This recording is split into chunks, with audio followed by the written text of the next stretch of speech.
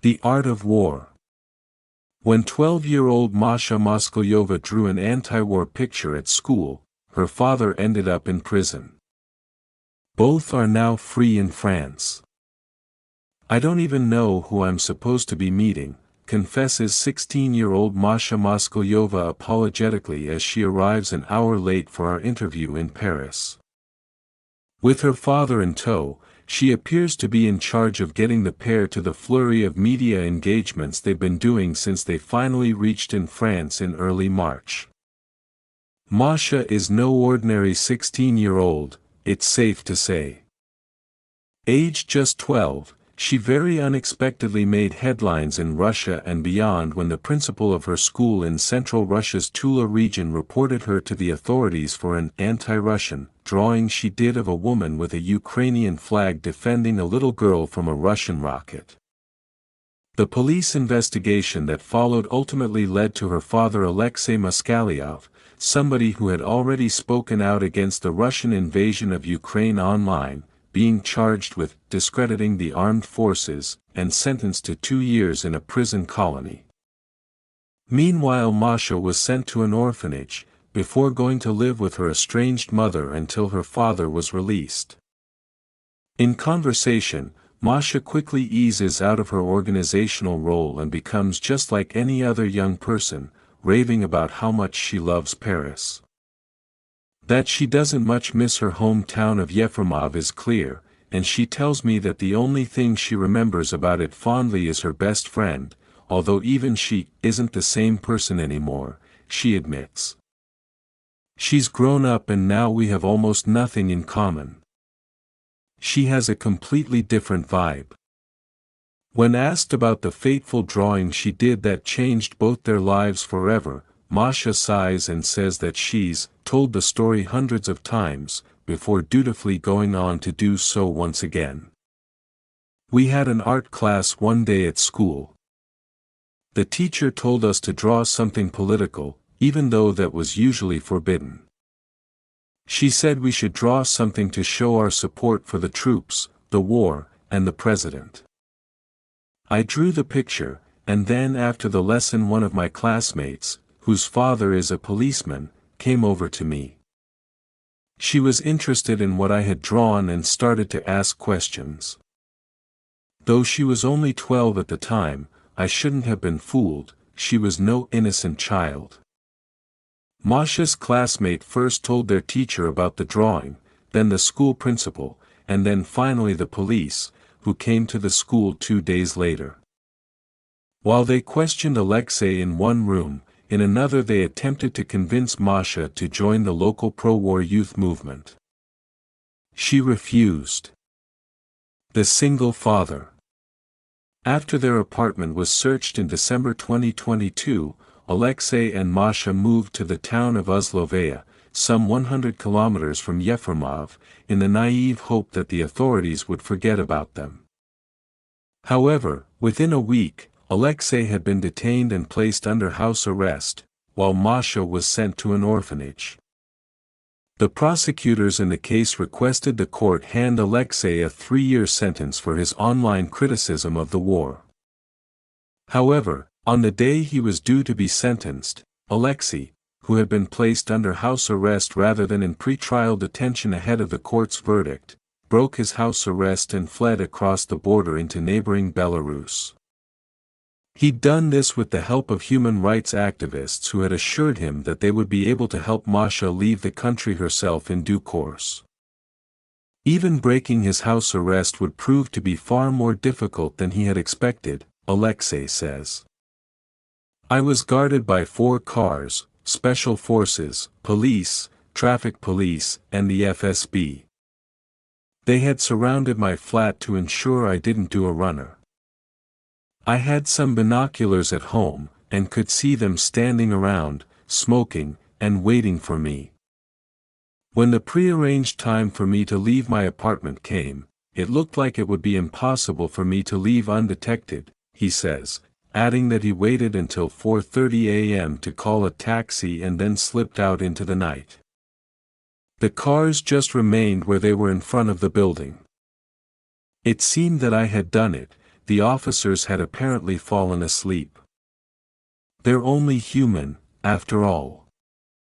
After being driven the 320 kilometers to Moscow, Alexei was met by human rights activists who helped him to remove his electronic bracelet and bought him a train ticket to the Belarusian capital Minsk, aware that the border between the two countries is not tightly controlled.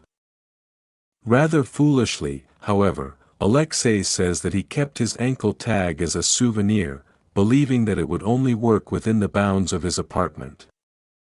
He was wrong, of course, and the Belarusian security services apprehended him in Minsk the following day and returned him to Russia, where he was placed in a Tula region prison colony. They found any number of reasons to punish me: either I didn't address the guards properly, or I wasn't holding my hands in the correct way, or something else like that. As I understand it, they received a call from the FSB telling them to put pressure on me, Alexei says. The punishment cell is a tool for breaking someone's resolve. I didn't always have a mattress, and I often had to sleep on just the uncovered bed frame, wrapping the thin blanket around my head to protect myself from rat bites. I was worried that they would give me a nasty infection. A month later, he was placed in slightly more comfortable conditions, although things didn't improve much. On the second day of his new prison regime, riots broke out when prisoners were prevented from receiving cigarettes. The guards sprayed the inmates in Alexei's cell with a fire extinguisher before sending in riot police. They said that they were going to beat us up for what had happened, Alexei recalls, adding that one terrified prisoner had even attempted suicide. He was covered in blood, and they asked us to come out into the corridor. How could we? This poor guy was bleeding out. They shouted, "We've seen hundreds like him before, we don't care." We stood in the corridor with our arms out in front of us for 2 hours, but luckily no beating came. Family ties. As Alexei speaks, Masha sits nearby scrolling on her phone, clearly having already committed every line of her father's story to memory. Nevertheless, the obvious closeness between the two also belies tensions elsewhere in the family dynamic, with Alexei and Masha's mother Olga separating shortly after their daughter was born, something he ascribes to their characters being rather incompatible.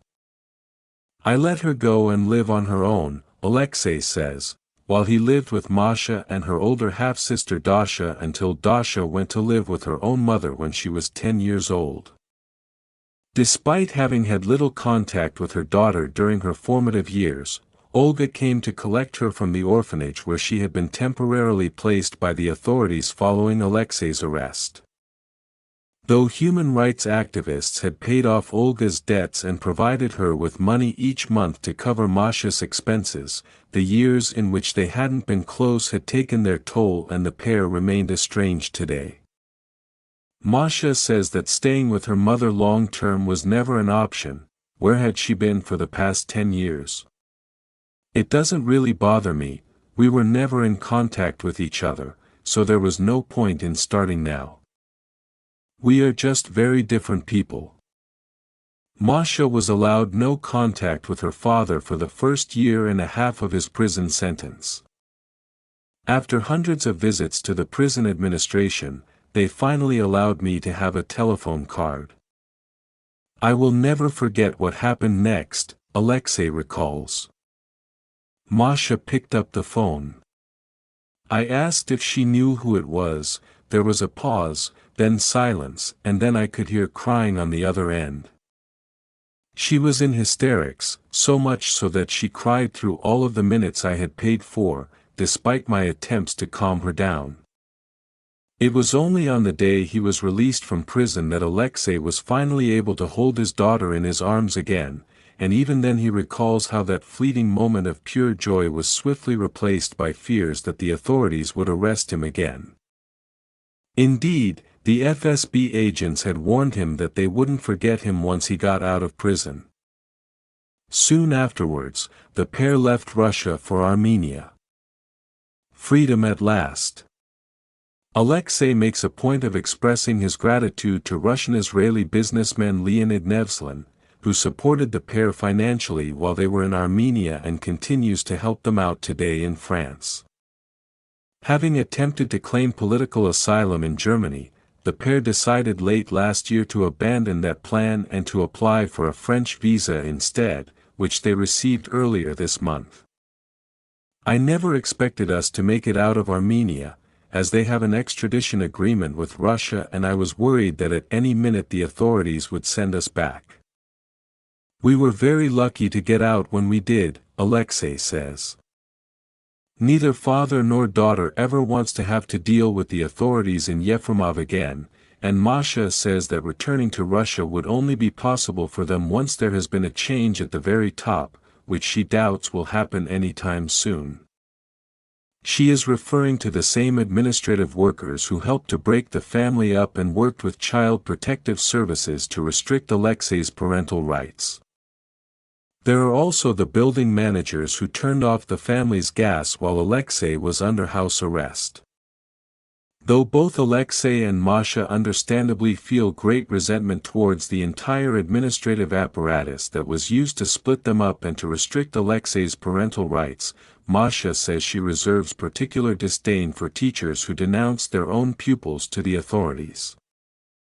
Such people will always be a staple of life in Russia, she says.